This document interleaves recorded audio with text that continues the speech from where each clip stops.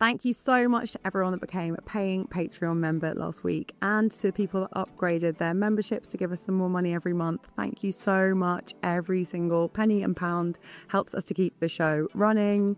A few hundred people make this show possible, and it really is a team effort. Watching how stories move through the news, it's really easy to see how wealthy and often right-wing interests shape the mainstream media agenda. They can hijack the headlines, they can set the framing. Before the facts can come in, the loudest, most certain, most confident voices get the headline. The people actually affected get a line near the bottom, if at all. And by the time anyone corrects the record, it is too late. Over the Top, Under the Radar exists to change all of that.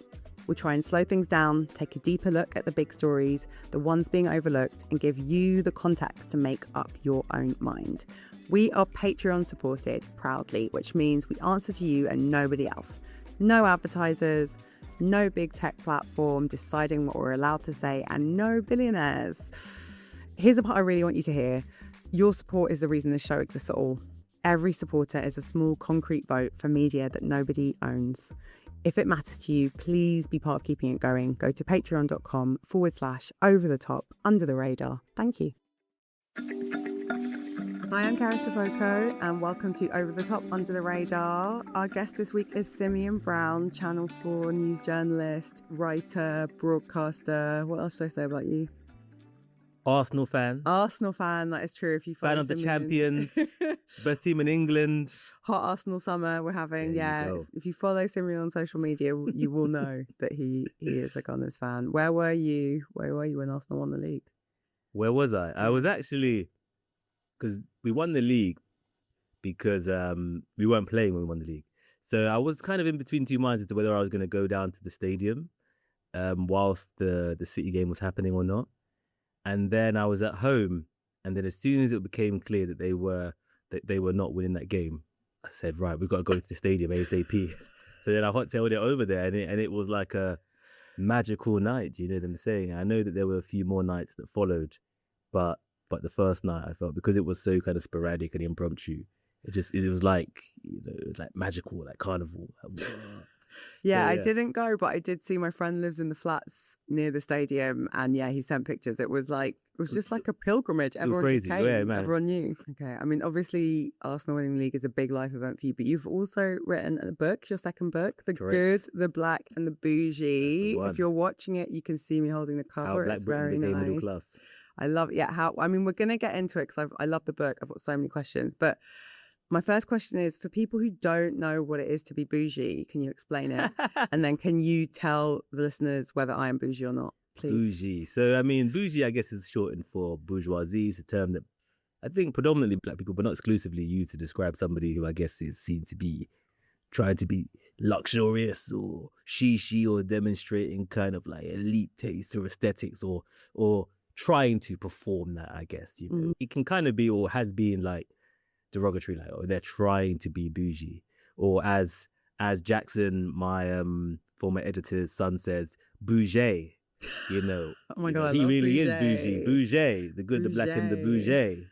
So the book is about, because it's about social mobility and class, I said, you know what, I'm gonna take this Boujee and I'm gonna use it. There were some people who I would describe as bougie, who are super elites. They find the term to be offensive. I thought that's interesting, because obviously language can be adaptable. So there was a time when people were claiming it. You know, they had that year when the Migos were just flying, and then they had them Bad and Bougie. And I was going to say, I think of the Migos song and like Bad and Bougie. People being like, I'm bougie if they want to do something like, you know, give me a Prosecco, I'm bougie. But you've dodged the question like a politician. Am I bougie? Just tell me. Give it to me straight. Are you bougie? How do I know if I'm bougie? But what are you wearing? What are you wearing? Who am I wearing? Are you bougie? I mean, I'm in the UK high street. I mean, you present certainly as middle class, or the bougie doesn't necessarily mean immediately bougie. But are you bougie? Yeah, I would say so. You're bougie, but you're not bougie. I feel so, okay, bougie but not bougie. I can take that. It feels like I asked for it, but then once I had it, I was like, I don't want this level of scrutiny. It's very stressful.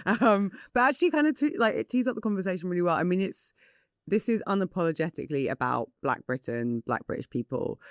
It's also a commentary on a lot of things that affect everyone in the UK, right? Like there's a lot about the housing market. There's a lot about class identity and like the complexity of understanding class in the UK and the way that class morphs and changes. And, you know, it's interesting that you said that I present as middle class, because I mean, I do, and I am middle class now, but a lot of the people you talk about in your book, and, you know, certainly it's something I've experienced, are kind of in this sort of fluid world where like on some measures they are and some measures they aren't. Like I grew up in a single parent family in social housing, but I went to a good university, and there's a lot of characters and data in your book about that. I mean, what are the main things you learn about class? I think on your first point, I think you're right about that it is broader. So the way that I see it is that the lens is, what does the Black British middle class teach us about race in Britain, but also what does that experience also teach us about class in Britain? And I do see Black people generally a lot of the time as a kind of canary in the coal mine for other trends anyway. So being at the sharp end of a lot of movements, it's like housing has had a huge, in London certainly, had a huge impact on Black people. And we were talking about gentrification years before anybody else was. And then obviously the impact of that, it ramps up and then it affects other communities. Black people were speaking about policing and about the way that they treat Black people, especially Black young people, and they're skeptical towards them when they are victims of crime. Years we've been talking about that. Now white people are talking about it with people like Henry Novak and stuff like that. On the other point you said about what have I learned about class, the guy who did a lot of the theoretical work around class, a man called Michael Savage, who's based at the LSE, he was looking at the fact that historically Britain, which is a country that has used class to maintain power boundaries and relations, whereas we all know that there used to be a kind of working class, middle class, and an upper class or aristocracy, elite, he found that actually in this era, kind of post-globalization, we now have 7 class groups. There's been major class fragmentation. So he talks about fragmentations in the middle with kind of new technical workers, emergent service workers, a traditional middle class. So some groups who have wealth but don't have the kind of social, cultural aspects of class, or some groups that have the social, cultural aspects of class but not the wealth. So if you think about, there are people who, you know, they might sound a bit geezerish and they, you know, they're from Essex and they talk like this, and you might feel like, oh, they got the East End charm, so they might be working class, but actually their dad might own a major or significant sized business that employs maybe 10, 12, 15 people. They have a nice house, might even be privately educated. That kind of person there would be in the middle classes. Yet somebody who might have been to Oxford, they might have the accent, they might even have a decent job, but they might have come from a socially deprived background and no one in their family owns. And now they live in London, they can't afford to own. And so they might have the social, cultural indicators of a class group in the middle, but not the wealth. And so both these groups have always kind of existed in the middle, it's fragmented, they're different tribes, so to speak. But the way that I guess your relationship to power can shift in different kind of spaces. Because if you work in policy, but you don't have the wealth, but you can have decision-making power over large bodies of people, that is not insignificant. And I was looking at particularly the Black experience within that, especially at a time when historically you have had Black people who would arguably be in the middle classes when you had a more narrower class groups or class framework.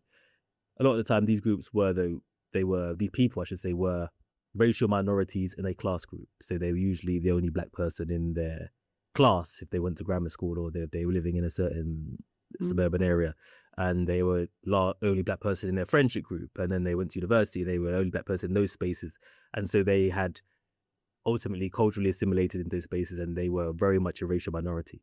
Now what we're seeing is an expansion of an emerging Black professional class over the past 35, 30, 40 years. And within that, they have become a class group within a race group. I really love that. And I think the idea of the merging, and, you know, I grew up in Brixton, you grew up in Tottenham, so like very... It's the ends. Yeah, the ends. I'm saying. And like proudly Black communities where you like... You're surrounded by Black people. You talk a lot really powerfully about this like melting pot that you're in, where it's like, I've never been to Jamaica, but I grew up in a part of London where Railton Road. You know what I'm saying? I grew up with Jamaica around me. Like we were talking about a TV show that's coming out soon that is set in Jamaica, and there's a whole 9-night scene, and I was like, I don't think that's what a 9-night is like. And how can I even, as like a non-Jamaican person who hasn't been, but I'm like, I feel like I know this culture. And I think one thing that I thought it showed up in a really interesting way, because you conduct loads of interviews as part of the book. You do this big survey of 1,400 Black people and the Black middle class people. But I think something I found really interesting was that when you initially tried to conduct the survey, a lot of the people you wanted to talk to just didn't identify as middle class. That's right. I wonder if you could speak a bit to that. It's like, because we're all from the ends, like we're all working class. Like, what's going on there? Yeah, I think race and Black experience, race flattens the fragmentations within Black Britain. And I say that with a belief and with the data to show that there are still commonalities, but I think it flattens a lot. I think it flattens a lot of the experience, but also fundamentally in this country, many people perceive a very narrow archetype to be middle class, even white people. There is a general sense that nobody wants to be perceived as middle class because that is associated with privilege. Everybody wants to say that everything that they have is the result of meritocracy and their hard work, which is not true. I mean, obviously hard work does add a lot, but luck, inheritance, in the various ways that comes, both financial and cultural, play a big part in things, how we're perceived. And so generally no one wants to mess with it. Even if you look at the race research that Savage did, it was talking about people downplaying their kind of class, even people who are super wealthy. I mean, you have bona fide elites, people who are in the establishment. You might have Nigel Farage, you might have the husband of Suella Braverman. You have bona fide establishment figures, people who've gone to Eton or Dulwich College or whatever, saying, the establishment have done this. Is that no, my brother, you are the establishment. What are you talking about here? More established? So everybody is trying to run away from their agency. And for Black people, I guess they can say, well, I'm not a posh white man or a woman, and therefore I can't be middle class. It's actually, no, that's not quite. I think we need to look at it its entirety. And also, I think there's been a misunderstanding of the middle classes anyway, especially in this current context. I think the middle itself is fragmented, but there was also all kinds of inequalities of wealth, and historically it's also been heavily debt fueled as well. And I also think that the thing with class, right, is that we have class, and class is not a primarily cultural category. But what we do have are cultural groups and cultural tribes who sit on top of class groups, and sometimes they cross boundaries. As for example, I mentioned the geezer, the bare geezers who work in the city on loads of money. Some of them privately educated, some of them grammar school, some of them state schools, but come from decent kind of homes, and they're geezerish, and they present kind of a aesthetic that is assumed to be working class, but they're not working class. It confuses things. Hence why Nigel Farage, a Dulwich College boy, can say that he is hella posh. He ain't from the ends. I ain't seen him in the, you know what I'm saying? He ain't go to my school. That's the real ends. You know what I'm saying? Or from the north or something like that. Yeah. Can suddenly reposition himself as a populist despite not having a popular background. I mean, the thing I really want to talk to you about, and I feel like we can't not touch on it, is with all the research you've done, I want to talk about the Kemi Badenoch and the Rishi Sunak and Kwasi Kwarteng of it all, because that's a very specific, I mean, because I think the book also, it captures like a moment in time, and you're very good at showing how not just circumstance, but also timing and what's going on historically, like shapes this emerging Black middle class. I wonder if you want to speak a bit on the kind of the visible, like, how would you identify people like Kemi Badenoch, and could they only have emerged at this point? I think we're in such a crazy era. Period. I think the internet and the culture of the internet and the culture of posting has completely reformed politics. The disruptions, the fragmentations, politics of race is very interesting. There's all kinds of paradoxes and contradictions, and those are the things I want to draw into my book. One of the most interesting things is how the visible face of power in this country has become incredibly diverse, or certainly was more diverse. And the groups who say that they are most against identity politics are playing it in the most aggressive fashion. And I would say that we have seen anti-immigration policies most aggressively championed by the children of migration. That is not coincidental. A part of that is to do with the fact that many of them have been given a platform to build media profiles and to build political profiles, because there's recognition that there is value in the children of migration being anti-migration. There's a defense there. Although I do think that there are other interesting things which I look at, which is why I think there are certain structural reasons why you're more likely to have a black or brown leader of the Conservative Party than you are to the Labour Party, why you're more likely to have a woman leading the Conservative Party than the Labour Party. It comes through how it is that they are allowed to build profiles in their parties. A lot of minorities, and I use minorities broadly to describe any group who has not really had power. So women are minorities in that sense, even though they're not a literal minority. If they come through the Labour Party, a lot of the time they come through women's networks, or minorities will come through the minority networks, and they're immediately, I guess, seen as advocating justice for a minoritized group, and therefore they are framed as therefore you can't really transcend this, and we believe that the electorate itself has a very narrow view of the world anyway. But in the Conservative Party, you come through and you immediately have to demonstrate not just assimilation, but like real commitment. So you will come out and you will condemn a BLM or what have you, and you will aggressively do that, and you will show that you are not aligned to those kind of things. And you show such a commitment that it elevates you, because you're more likely to be given some time by a particular right-leaning newspaper or on a particular news platform. And so there was definitely a kind of elevation that took place that they were able to build that maybe previously wasn't there in prior eras. I talk in the book about when I went to speak with black men in the Labour Party, many of them who had political aspirations. And I said, well, if your values are transient and you really want to be an MP, join the Tories, because that is where you have an opportunity. And in the ratio of black men to black women in the Labour Party is like ratio of like 1 to 3. They've spoken about the structural barriers that exist for black men in that party. And there's a whole swathe of reasons for that. And what are from your perspective, what are the most important reasons? Because the Labour Party, really badges itself as a party of equalities. I mean, shamelessly, tries to get all ethnic minorities to vote for it. Labour's whole thing is when it's trying to get power, it tries to emulate the right. The key thing, right, is I looked at the selection processes and stuff like that. And when Labour were trying to diversify, the representation amongst women will be way more diverse. Black men take up spots. They take up spots for men. Let alone the fact that some of the black men that they also screen, they feel maybe are too aligned to maybe left-wing campaigns like Maurice McLeod or things like that. So I think that has been a structural inequality in that particular party that members have spoken about. But obviously it's not a particularly fashionable issue. So there's kind of indifference in the party.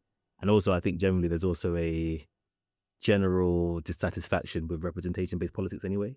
I want to talk about housing and property, because you talk about it a lot in the book, and it feels like a very British thing, how closely class, identity and interests are aligned with property. And you talk about home ownership, and there's a lot of talk about London as this kind of hub and mecca for black people in the UK. The black emerging middle class especially, because I know that the black Northerners are going to come try to drag me and say, we exist in the North.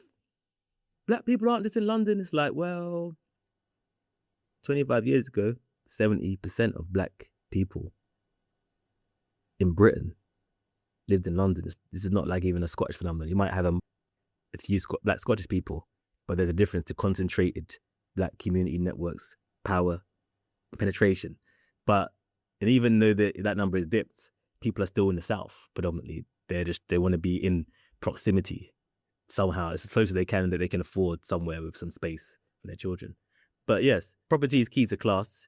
That was always the case back in the day. It went through a period where class suddenly, there was a slight reformation. People tried to make it a bit more about culture, which you can try and therefore organize people by types of people, and therefore say, well, we can't give you this job in this profession because you don't have the right language or connections and stuff like that. So I think they tried to use that, but the globalization and the internet's completely disrupted the world order. So a lot of working class jobs go abroad, and increases in university education and these kind of things. So class has become a bit more complex, but property now is returned to the fore. And ultimately, once upon a time where you couldn't even vote unless you own property, now property again is the dividing line of, will you have security, long-term security? What is the material quality of your actual life? Where can you afford to live, to work and take opportunities? So, for example, I talk a lot, I made a video recently about the fact that London has been such a economic juggernaut in this country and in Europe that if you were trying to work in certain sectors, you had to come to London. If you already live in London, your family have a secure tenancy, or even better, they own their own home, and you can live at home at discounted rent or for free. That is a cash advantage that somebody who's from Grimsby or someplace else in the north of England cannot afford. They have to come down here and pay money just to do an internship. You know what I'm saying? That's something I found. It's a huge inequality. Yeah. But that thing, though, is what has enabled many in the emerging black middle class. Yeah. I think the way you describe it, and tell me if I'm wrong, is you sort of, the reality of black people in Britain, which was that most of them lived in London. A lot of us were concentrated in communities like in the Ends, in Tottenham, in Brixton, well, back in the day in Notting Hill, and that access to cultural capital that you have in London. You even talk about universities like South Bank University, and you joke that they're kind of our equivalent of historically black. Yeah. So there's this thing that happened, which was that black people were concentrated in London. Even though they were economically working class, they had access to cultural capital and things that allow people to experience social mobility. I mean, I'm the same. I graduated. I was able to do an unpaid internship back when they were commonplace because I lived in my mum's flat. I stayed in my mum's flat. I got £3 a day for lunch, did an unpaid internship, and then I got a paid job. And I couldn't have done that. It's priceless. I couldn't have done that if my mum moved back to Wales. No way. That is priceless. And that is why even like the talk about the white working class in this country is flawed, because they're making an issue a lot of the time of geography, an issue of race. But obviously there are some implications, certainly for the emerging black professional classes. We've seen so much black success and penetration of certainly the cultural sphere more so than other spheres. There's different things happening. So if you look at, for example, the penetration in politics, all of those, first Home Secretary, Foreign Secretary, Chancellor, all the people were privately educated. So they were from established middle class homes. They weren't even like emerging. But the emerging, for people that I know, is like there was a period where London began to open its doors to those who were here locally. Before, they were quite firmly closed, and they used things like accent and this and that to be a dividing line. But then education disrupted that. And just being in London, especially at a time when power was moving away from these other parts of the country, is what has propelled that professional class. And people talk about DEI, but it wasn't DEI. DEI in this country is not even real or meaningful. The people that it's mainly benefited are mainly white women. DEI in the kind of broader sense of just meaning, maybe we shouldn't just turn to a white man. That's the only DEI we've really had in this country, significantly. Really true. And so it's like, it wasn't DEI that created a black professional class. It was really just a lot of the cases being concentrated in the capital. And you talk about it in a lot of ways, and you look at culture from the kind of musical trailblazers of like grime, drill, drum and bass, garage, like all of these different music scenes that bubble up in the capital, like all of the ways that areas that have now gentrified were made kind of like more vibrant or colourful because there were black communities there.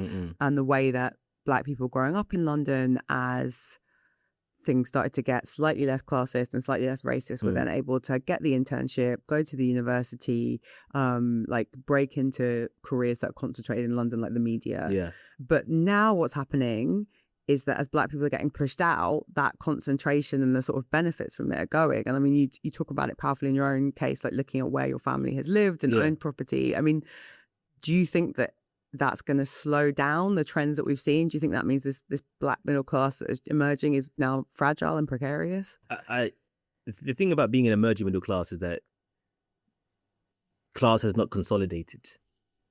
It's a precarious state. Class can be durable, but class can also be fragile. And so I think that I was interested particularly in, I guess, the cultural formations and the cultural power of what happens if you lose access and the base in one of the most powerful cities in the world. And I think there is an awareness of that by the right, which is why they're so desperate. No social housing in London. And why all the minority? There's a recognition that, because, you know, before they were like, you can have London. It's ghetto. It's hood. It's ratchet. There's crime there. You know what I'm saying? Yeah, we're going to the we don't home want to be there. counties. They were Yeah. in their nice suburbs. They didn't want, you know, powers. You know, they were happy. Now obviously that's shifted. So now when there's value, it's like, oh, you can't have it anymore. So I think that the loss of those who are maybe more socially mobile in these communities, because if you have secure tenancy, then I guess you're there. You have some security for a little while. It protects you from like one part of gentrification. If you're private renting exactly. and the area is gentrifying, like you're about to get. If you're private rented, you're on your way out. Or if you want to buy, and you're on a middle income, even an upper middle income, then you're on your way out, thinking, okay, where can I go? And so I think there is not an opportunity, I guess, to create these areas to become more mixed class in terms of a black presence, you would say.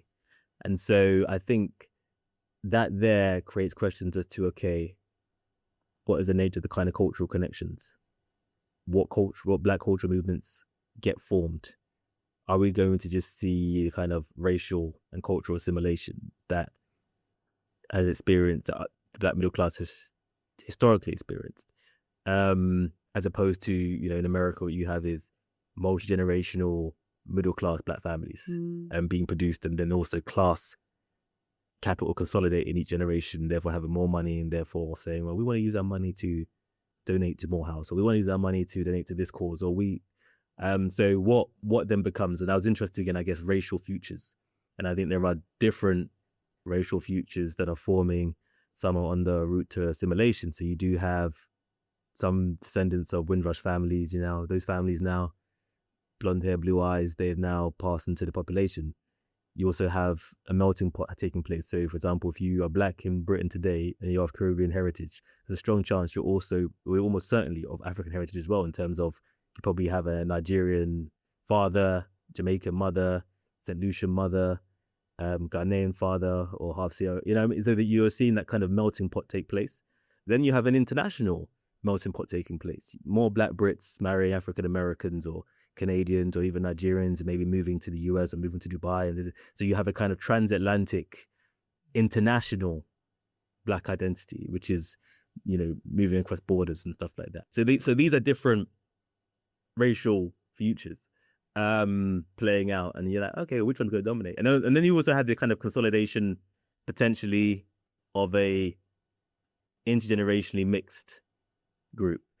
But I imagine that will just be a part of the general black melting pot anyway, I think. So yeah, I was definitely interested in, okay, what does this movement out of London mean? And also political power as well. It's interesting because there's a lot of things in the book that I've experienced anecdotally that then, as you write them down and kind of bring in the data, like, so I've a lot of friends that have grew up in London and moved out, and over the last few years, it's gone from like, oh, we grew up in zone 1 and 2 and now we're living in like zone 3 and 4, and now, yeah, I've got friends who are black couple, like West African heritage. They live in Suffolk. Okay. Yeah. Dartford, yes. Where else? Manchester. But I guess I'm interested in this like migration outwards. Is it just because people just want to be able to afford a house? I think it varies. I think that I surveyed people and they said they want to live in London. That's what they said. They want to live in London. Ideally, they want to live in the Boujee area adjacent to where they grew up. So if you grew up in Peckham, you want to live in Dulwich. You know what I'm saying? If you grew up in, I don't know, White City, you want to live in Chiswick. You know that. But these are dreams. But really, they want to be in the ends, but they want to be in a nice part of the ends. They don't want to be like on the front line, and that's normal. And that is obviously, London is being reformed from a city of mixed class to largely a city of that only elites can afford to certainly own it. And if you rent here, you're just waiting to see how long you can afford to rent here. Do you think we'll recreate what we've had in like central London in these new places, or there's just not enough of a critical mass? I'm skeptical, but I mean, let's see. Part of why I'm writing the book is to work out. Okay, so I talk about London a lot, and I made a post about London, and people think it's because this guy just loves London. He's just so London centric. But part of the question is thinking, okay, if not London, then what? Then where's the place?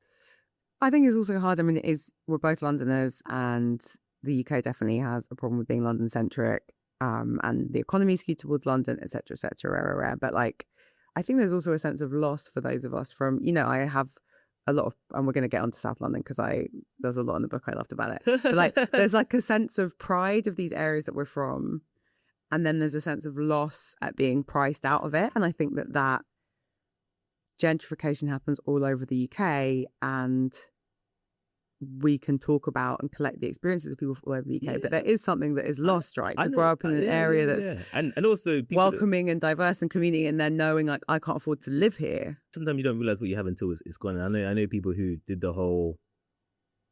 There was a big kind of wave of everybody move to Margate. True. Everyone moved to Margate, and people moved there, and some people moved back, and it was like. There are some things that it gives, and there are some things that it takes away that you don't really realize is important. And then it's about, okay, what is the life that your children are going to have in these spaces? How are they going to see themselves? Are they going to be ready to think that they're ugly because everybody in their school says you're only attractive if you have blonde hair and blue eyes? And so it's like, are they going to feel that sense of isolation or rejection? But some people that were surveyed did feel. Are they going to go there and feel that? The reality is that London is more set up. It has the infrastructure and the history, and it's not to say it's the only place, but that can't be taken for granted when we're here for such a short amount of time alive. And even if I think of my experience of having a book, my book was published, and I wanted to go to a bookshop where I could take my daughter because her name's in it, and she was likes that, and so she could see it in the bookshop. And we thought about maybe going to the seaside, and said, okay, well, let me call Margate. A bookshop in Margate, and asked them, do you have the book? And it's like, no, we don't have the book. And then it was like, what shop had the book? A shop in Brixton. I mean, I had to go to I got to Brixton to go see my book. Yeah. And it was like, because it was like they were a diverse bookseller who recognized that their audience would value these kind of things. But also the things you can only get when there's critical mass and like a certain amount of numbers. Exactly. And also like I want to talk about South London because I'm from South London, and because I feel like the data in your book shows that South London has the strongest sense of community. I feel like there's a couple of points where you're like, it does seem to be this sense of community and shared identity seems to be strongest in South London. I feel like there's a couple of passages. Dominant black sensibility. You know what I mean? Speak on it. South Londoners, you know what I mean? There's a lot of y'all. There you go. Also, people I think there's a specific thing that goes on, which is like, we take a lot of shit from people. People always want to come for South London. So I think that gives you more of the gang mentality. What are you talking about? All the time, people always like talking shit about stuff. Like, I have people who say they wouldn't come to Brixton. They couldn't come to Brixton, wasn't safe. Or like people being rude about us. And I feel like that builds a strong sense of community. And that's why South London's the best part of London. But I feel like the book backs up. I don't know if you want to just say something. I guess I was looking at black sensibilities, and black sensibilities are very strong in South London because there's critical mass. It's more mixed class, certainly if you think about the home ownership in places like Croydon. Although whether Croydon is London is another question. To me, no, but I don't want any comments from me. London. So techie one. No comment. But then we don't get Stormzy if we don't claim Croydon as part of London. Then Stormzy's not a South Londoner. That's how it goes. And that's Claims are solid, but I don't know, man. There's other people. But yeah. So you get this concentration. You get this mixed class. You get these. You get big populations. You have a strong Nigerian presence in places like Peckham, and the culture is super strong. And then you obviously have a historic Jamaican population in places like Brixton, and so you have these kind of strong kind of cultural grounds. You have a very particular political history, political organizing, and then you have a lot of cultural events that overlap, and so you have a very kind of, and when I say strong black sensibility as well, asking people questions around what is the makeup of your friendship group. Is it predominantly black, exclusively black, this, that, the other? What do you find attractive in partners? Like, very much there's a strong sense of, I guess, commitment to black cultural products in South London. You bring a lot of yourself into the book, and you make it clear that this experience is also tied up with your experience and your family's experience. And you're very much writing about a group of people that you are part of. But like, was there anything that really surprised you when you were doing the research for this? Like anything that you were like, wow, I didn't know that, or that doesn't connect with my experience? I don't know. I tell you, what I thought was interesting was that there are different things that they're random. I'll put them out randomly. People can decide what is interesting to them. I looked at the black political class. It's not that big, but the majority of black men, black mixed heritage men in parliament have a military background, especially if they've been selected in the past 2 parliaments. The average in parliament is about 6%. So for one group now, you have the majority. I was like, that's a huge outlier. Why, and what does that tell us about what political parties are doing with the black men that they are considering? And therefore, what does that reflect about their fears of them or what have you? That was interesting.